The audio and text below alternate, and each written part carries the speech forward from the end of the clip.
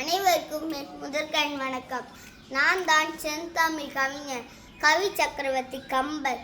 கிபி 1180ஆம் ஆண்டு தரணி போற்றும் தஞ்சை மாவட்டத்தில் உள்ள திருவளந்தூர் என்னும் இடத்தில் ஆதித்தன் என்பவருக்கு மகனாக பிறந்தேன். என் வீட்டு கட்டுத்தரையும் கவி பாடும் என்பது என் சிறப்பு. என்னை கவிப்பேரரசு கம்பர் என்றும் கவி சக்கரவர்த்தி என்றும் கல்வியில் பெரியவர் கம்பர் என்றும் அடைமொழிகளில் அழைப்பார்கள். வால்மீகி எழுதிய ராமாயணத்தை தழுவி நான் கம்பராமாயணத்தை படைத்தேன். அது தமிழ் பண்போடு எழுதினேன். இப்போது என் கம்பராமாயணத்தை கேட்போமா?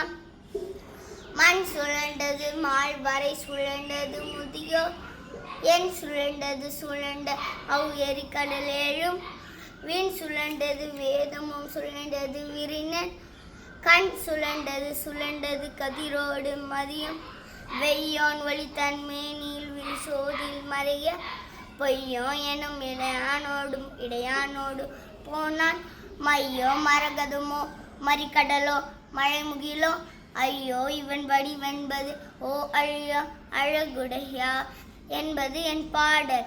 இப்படி வாழ்ந்த நானும் இவ்வுலக விதிப்படி 70 வயதில் இந்த உலகை விட்டு பிரிந்தேன்.